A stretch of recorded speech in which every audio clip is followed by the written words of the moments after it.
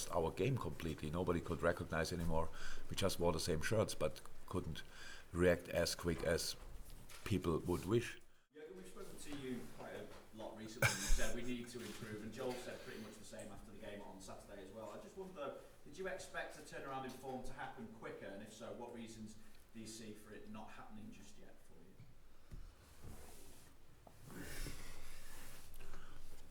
Yeah, no, quicker, not sure.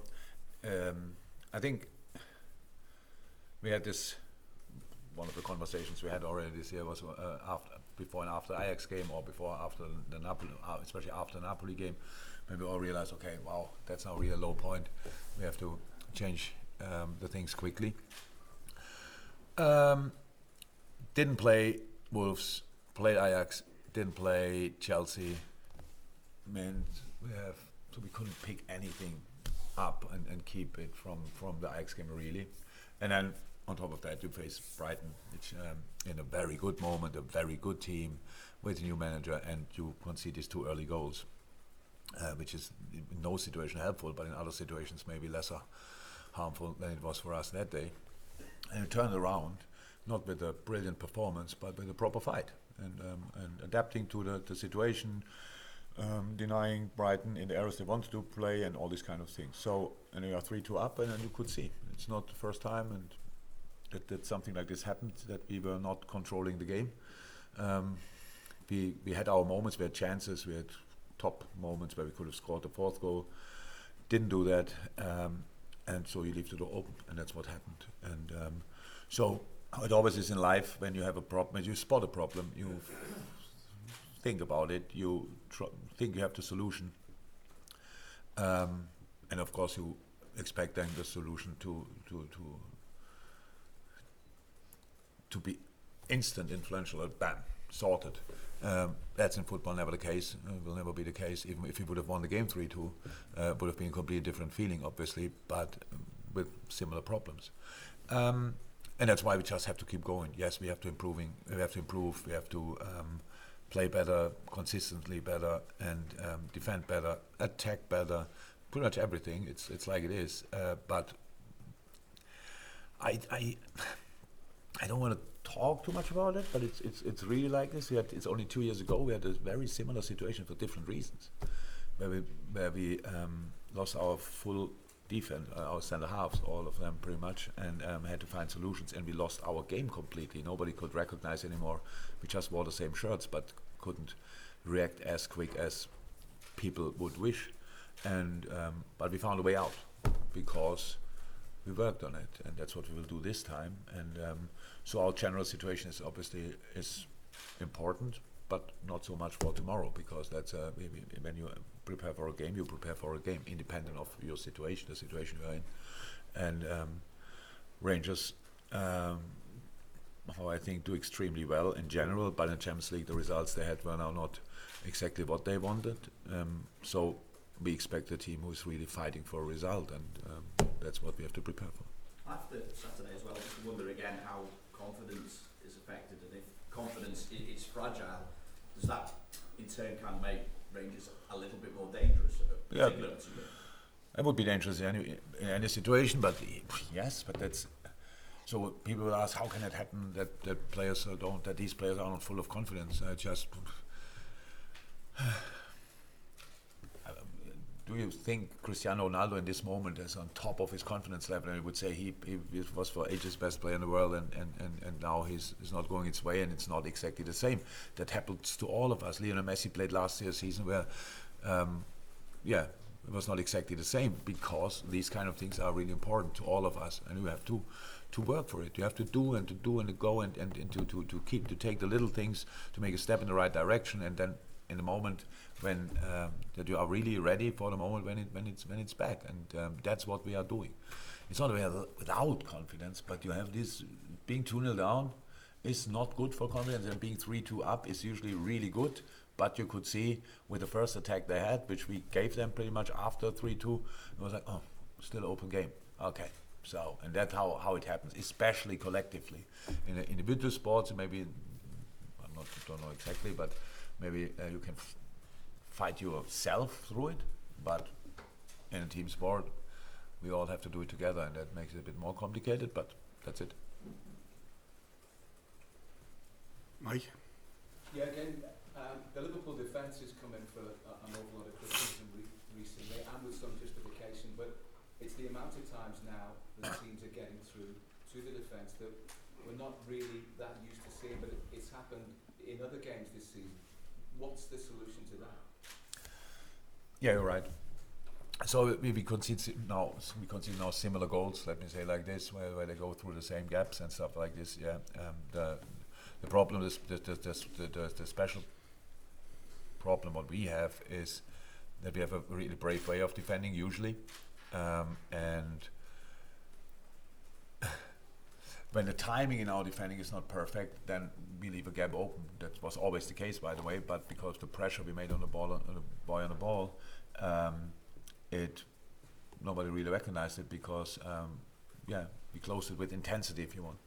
So if we don't do that, then this gap is open for a short moment, and Brighton uses it quite often, pass the ball through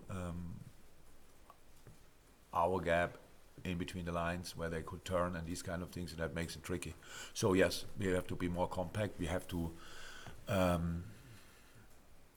we have that in our mind. We know that, but it's in the moment it's going well. You do it and then you do it again, and but timing is still not right. That's it. So how we said last week, I think defending is kind of an art, and it worked for us really well. But when it's not working out anymore, you realize step by step how much you have to go back to the basics that you are defend solid again. How much of a concern is it that after the Napoli game, that Liverpool were much more like it against Ajax, and the intensity was there, great football, a victory, but it was how much of a concern that it was a real step back at the weekend in the next game? No, it's now not too much concern. It's that specific thing is not. I'm not too much concerned about, because that's now the game we played explains the situation. I think against a lot of teams we would have been good enough to win the game, but Brighton was extremely good. So that's it. I don't say against all, but Brighton was now really good. With all the things we didn't know how to prepare for it, because we had no clue what Roberto will do, what he will keep, what he will bring in new. That's a little bit the thing. So obviously we need to be 2-0 down to sort that, because after that we didn't have these problems anymore. They're not exactly the same problems. And no, I explained it now. We had 2.5 weeks after Ajax game we didn't play. So the boys were all over the world. That's why we couldn't pick up from there. So that's it. Now we have to take the good things out of the last game and try to to do that. Actually, there were good things. The period when we had 3-2 up was not free flowing football, but it was the football we had to play on that day, because we had to break them down step by step, and it's what we did. And then we conceded the equalizer, and so that's the last feeling you keep. It felt like a defeat. It wasn't, but it felt again like this, and that's where we have to just to make it's. Patience is not the 100% right word, but we have to be patient to do the right thing again and again and again until it works out again, and then we will be fine on a different level. Not fine, but it will not. We have to work always hard, but that's what we have to do. We cannot always start new, thinking completely new. What can we do? But if we can help the boys with a way to defend it differently, we will do that. We have to be more. We have to be more solid. We have to make more compact. Definitely, and that's what we try to be. The gentleman just behind with the mask. Hi, Jurgen. Hi. What's your assessment of this Rangers team, and what sort of threat do you think they might pose you tomorrow night? Good football team, well coached, exceptional European season last year, obviously. Qualifying for the Champions League, big achievement. And yeah, saw obviously the last game against Hearts. So more games, but now especially the last one, and really good football team, and that's what we have to prepare for. And the team who have had results now they didn't want, so that's what they wanna change definitely. So we expect a proper fight, a real fight, to be honest, and that's what we prepared for. Chris McKenna. Just on Darwin Nunez, he started just 4 games since his suspension. I'm just wondering, is he still adapting to the team, the way they play, and where he is at in kind of confidence and form level? It's good. Yeah, of course he's still adapting. How players always adapt. And this is now the players, new players come in, and everybody talks about them and wants them to shine immediately. That happens from time to time, and sometimes not. And it's we only yesterday we had a long talk with Pep Linders because my Spanish or Portuguese is still not better, and we just told him we are completely calm. So it's really important in our situation that he's now not starting, and he's not looking like he's worrying or whatever. So that why didn't start this game? He came from international, and he had a how can I say DOMS in the hamstring. So when you get this information from them, the medical department gives you some kind of minutes. How long is he allowed to play? And don't start anybody who's allowed to play 20 minutes or 15. So that's that reason. But I know then it's again this kind of discussion what we open up a little bit from the outside for the outside world. Of course, the 3 game suspension didn't help him to settle. That's clear. But that's pretty much all. The team is not flying. That makes it not easier for a striker, especially not for a finisher. It's not that we create chances, but it's not that everything is clicking and we just put one player and he finishes our situations off. That's not our situation at the moment, as much as I wish it would be, and that's all. John Murray. Jurgen, just wondering, do you feel that it's the rarity value of Liverpool playing Rangers that helps to make these matches this week and next week so special? And I'm also asking that after what Florentino Perez said about how he feels that Europe's biggest clubs need to be playing each other more often for the game to be better. I'll bring these two again. So I heard now, Des told me that since 42 years now, there was no game between the English and the Scottish team anymore, right? So, yes, that's pretty special. That's pretty special. Unfortunately, apart from that, I cannot say really a lot about the relationship, what that means exactly, and all these kind of things. Nobody gave me a historical update. I know a few things, obviously, and that might be very special, yeah, for sure. But apart from that, it's a normal Champions League game. Yes, but it's very nice. Actually, I think it's very nice that we don't play all the time the same teams. So it's new, it's refreshing, it's great for Rangers. It will be great atmosphere here, will be great atmosphere there. Definitely, people should enjoy that. I hope they're able to enjoy it, to be honest. And what was now with Perez? What did he say? He's talking about how, with an eye on the Super League. Just recently, just now, today, yesterday. Over the weekend. Talking about how with an eye on a potential Super League rearing its head again, that football would be better, the game would be better if Europe's biggest clubs were playing each other on a more regular basis. Actually, I couldn't I have no opinion about that. Didn't think about it for a second. Not interested too much about it in a moment, how you can imagine. I think to improve football, he said, I think we should play lesser games to improve football. To be honest, give the people more time to train. That would improve football. But yeah, how I said, didn't think about it. No idea, no opinion. We've got a lot of people with hands up. We won't get through everyone, so I'll get through as many as I can. Carl Markham. Hi there. Just go back to a couple of things you said. You said 2 years ago when you had your issues. I think it was 2 years ago, wasn't it? Yeah, it was. You worked through it. Yeah. And that was effectively from January on. That was a 4-month process. Have you got? And you said earlier today that if you find a different way for the team to defend, you would do that. Is there a quick fix to be had, do you think? Or have you got the time to... No, we don't have the time. Is there a quick fix? Yes, we can improve. We can play exactly the same and do better. That's already a fix. That's how it is. Our timing gets better. But how I said, if we can do something, we will do that as well. So that's to make it easier for the boys. That's it. That's actually always a job. It's like how I said, it's the same job I have in a time when you win 10, 12 times in a row. Doesn't happen very often, but you have to stay on top of it, work on details, all these kind of things. That's what we do now, just with a different confidence level. So that's how it is. Usually in a time when you win a lot of games, not everything is going your way in a game, but there's no impact. Lose a ball, they have a chance, whatever that happens. Ali makes a staying safe.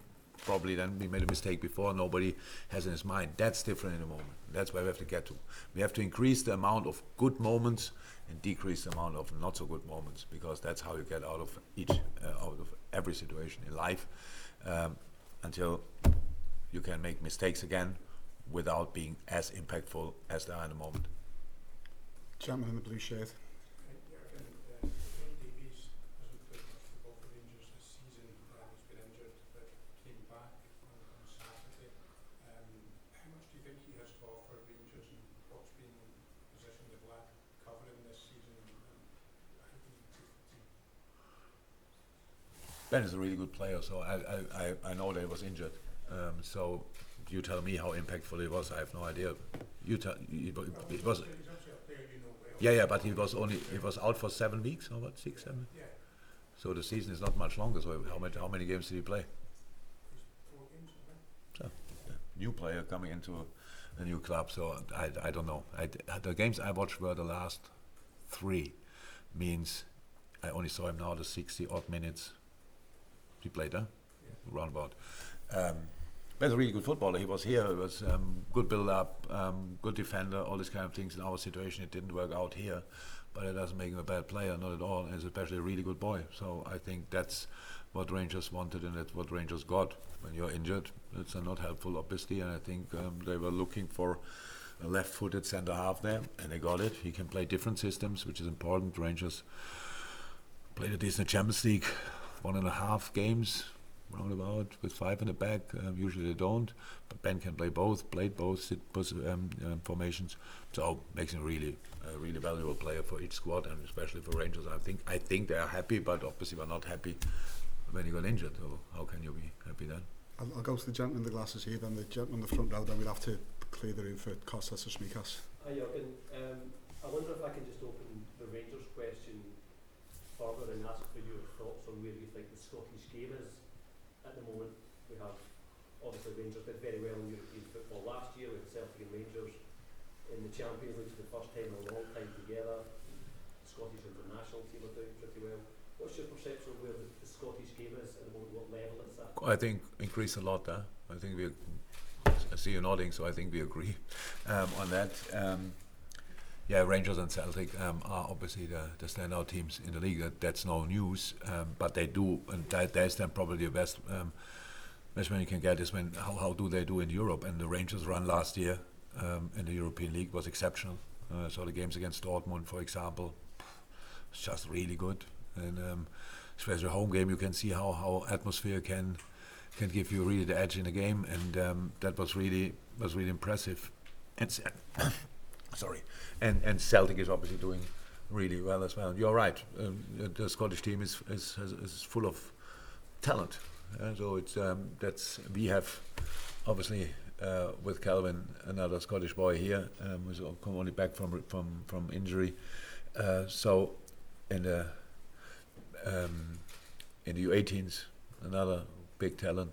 So it's cool. It's a cool place to scout again, if you want, like this. And I think it's a good sign for Scottish football. You might be a bit disappointed that they are not still in Scotland, but to be honest, with these 2 teams that dominant, we all know that then if a player is really developing, it's probably not unlikely that he will at least give it a try in the Premier League or wherever. But it's for sure a much better moment than maybe 4 or 5 years ago, and that's down to the players you have meanwhile. Last one here. Steven Gerrard has obviously worked closely with a lot of this Rangers squad. Is he someone you've spoken to at all about Rangers or about just this fixture in general? When he was there, we spoke, but just how much he enjoyed it. But since then, not anymore, to be honest. But for me, it's how I said, when Stevie was there, I followed it closely. I tried to have at least look at the results the weekend. And I think he enjoyed a lot the job there. He was very successful there. It was for him a big career move when he came from Liverpool to Rangers. Did really well, and now he's at Villa. That's it.